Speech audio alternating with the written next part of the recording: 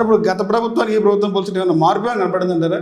గతంలో జగన్మోహన్ రెడ్డి పరిపాలనకి ఇప్పుడు కూటమి ప్రభుత్వానికి మార్పు ఏమైనా ఉందా? దానికి దీనికి పోల్చి పెద్ద తేడా లేదండి. సీసా మారింది కానీ లోపల సారా ఒకటే. సేమ్ టు సేమ్ ఏం తేడా లేదు. అధికారం మార్పిడి జరిగింది అంతే. పదవుల్లో పేర్లు మారినాయి అంతే అంతే.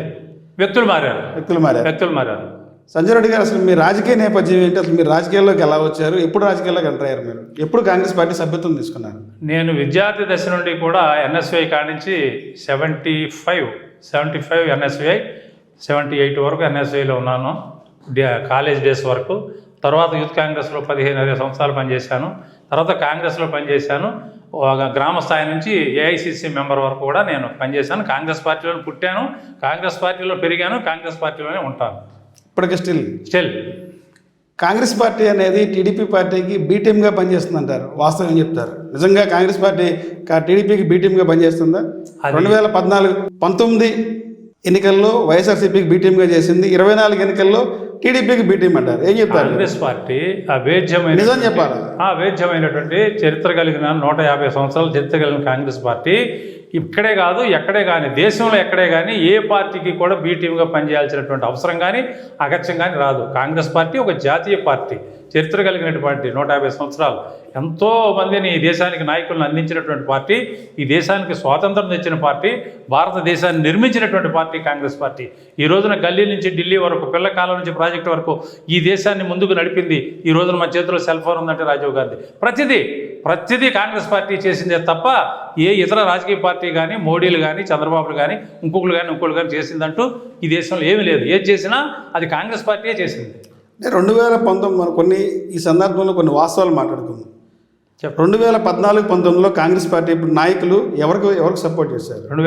2019 ఎన్నికల్లో ఎవరికి సపోర్ట్ చేశారు? మేము 2014-19లో ఎవరు సపోర్ట్? ఎవరికి సపోర్ట్ చెయ్యం మేము.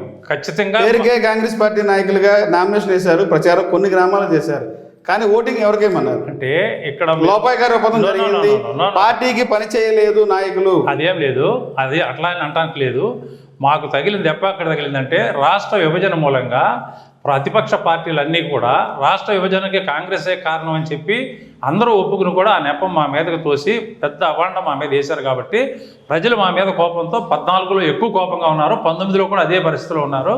ఇంకా ముఖ్యంగా మా పార్టీ దెబ్బతింటానికి కారణం ఏంటంటే రాజశేఖర రెడ్డి కొడుకు కాంగ్రెస్ లెగసీ ఉన్నటువంటి జగన్మోహన్ రెడ్డి వేరే పార్టీ పెట్టినందువల్ల మా నాయకులు కేడర్ కూడా దాదాపు 90-95% జగన్మోహన్ రెడ్డి వెంట వెళ్ళారు. కాబట్టి మా పార్టీ వీక్ అయింది తప్ప వేరే కారణాలు కానీ, ఇంకొకరికి బీటింగ్గా పనిచేయాల్సిన అవసరం కానీ, ఇంకొకరికి కాంగ్రెస్ పార్టీ ఓట్లు వేయమని చెప్పడం అనేది జరగదు.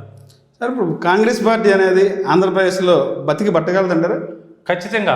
మొన్నటి వరకు కూడా రఘువీరారెడ్డి గారు కానీ, రుద్రరాజు గారు కానీ, రఘువీరారెడ్డి గారు చాలా బాగా చేశారు. రుద్రరాజు గారు తక్కువ టైం ఉన్నా కూడా ఆయన కూడా యువకుడు, శక్తి వంచన లేకుండా కాంగ్రెస్ పార్టీని ముందుకు నడపడానికి ప్రయత్నించాడు. అందరికంటే ఇప్పటి వరకు రాష్ట్రంలో కాంగ్రెస్ పార్టీ పిసిసి ప్రెసిడెంట్లు ఎవరూ చేయలేని పని రుద్రరాజు గారు పనిచేశారు. ఏంటంటే రాష్ట్ర వ్యాప్తంగా ఉన్నటువంటి మా హెడ్ ఆఫీస్తో సహా కాంగ్రెస్ పార్టీ ట్యాక్స్లన్నీ కూడా కోట్లాది రూపాయలు ఉంటే వాటిని వన్ టైం సెటిల్మెంట్ మాట్లాడి కొన్ని లక్షల్లో ఆఫీసులన్నింటినీ రుణముక్తులు చేసినటువంటి ఘనత రుద్రరాజుకు దక్కుంది. ఇక ధర్మిల మా శర్మిలారెడ్డి గారు అంటే మరి మీకు తెలియదు, ఒక లెజెండ్. రాజశేఖర రెడ్డి గారి కుమార్తె, పెన్ను పేపరు, వితౌట్ అదే రఘువీరారెడ్డి తర్వాత పనిచేసినటువంటి పిసిసి రుద్రరాజు గారు పని ఉన్నటువంటి సందర్భాల్లో వచ్చినటువంటి మీలాంటి సీనియర్ నాయకులు తర్వాత పిసిసి అధ్యక్షుడికి వచ్చినటువంటి శైలనాథ్ అప్పుడు ఎందుకు రావట్లేదు పార్టీ కార్యాలయానికి? ఎందుకు కనుమరుగయ్యారు? అంటే ఒక దళిత నాయకుడు పిసిసి అధ్యక్షుడు ఉండడం వల్ల మీరు రాలేదా, లేకపోతే శైలనాథ్ పోగడం వల్ల మీరు దూరం అయ్యారు?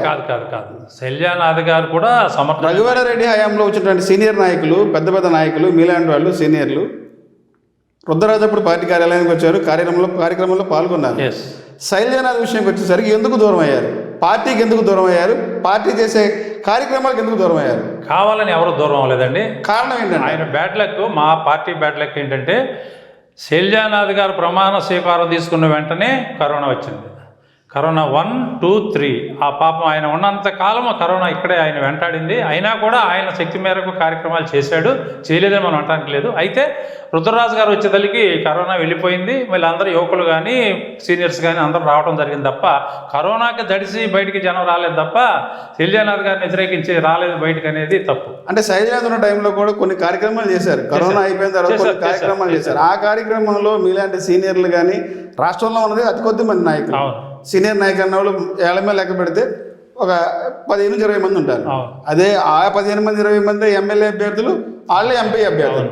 వాళ్ళల్లో పార్టీ కార్యాలయానికి వచ్చిన వాళ్ళు లెక్క పెడితే ఏళ్ల మీద లెక్క పెట్టవచ్చు. అవును. ఎందువల్ల అంటారు? ఎందువల్ల పార్టీ కార్యాలయం రాలేదు? కొంత స్తబ్దత వచ్చింది. ఆయన గ్యాప్ ఎందువల్ల వచ్చింది? నిర్వహణ గ్యాప్ ఏం లేదు. నిర్వహణ విషయంలో ఆయనకి అనంతపురం నుంచి ఆయన రావటం, రాలేకపోవటం, వీళ్ళు వచ్చినప్పుడు ఆయన రాకపోవటం, వాళ్ళు వచ్చినప్పుడు కమ్యూనికేషన్ గ్యాపే తప్ప ఆయన పట్ల ద్వేషం కానీ ఇంకోటి కానీ అట్లాంటిది ఏ కార్యకర్తకి లేదు, ఏ నాయకుడికి లేదు. అసలు కాంగ్రెస్ పార్టీలో ఆ పరిస్థితి ఉండదు. మరి ఇప్పుడు శర్మారెడ్డి కూడా హైదరాబాద్ నుంచే కదండి. 10 రోజుల్లో కనీసం 10 రోజులు ఉంటే 10 రోజుల్లో ఒక రోజు ఇక్కడ ఉంటారు, మళ్ళీ సాయంత్రం ఫ్లైట్ మళ్ళీ హైదరాబాద్ వెళ్ళిపోతున్నారు. సాయంత్రం కాదు, 2-3 రోజులు 4 రోజులు. మరి శర్మారెడ్డి వచ్చినప్పుడు ఎందుకు వస్తున్నారు ఇదే సీనియర్ నాయకులు? ఎందుకు వస్తున్నారంటే కాంగ్రెస్ పార్టీకి చరిష్మా మళ్ళీ స్టార్ట్ అవుతుంది అనేటువంటి ఉత్సాహంతో, ఆశతో వస్తున్నారు. దాంట్లో తప్పేం లేదు కదా.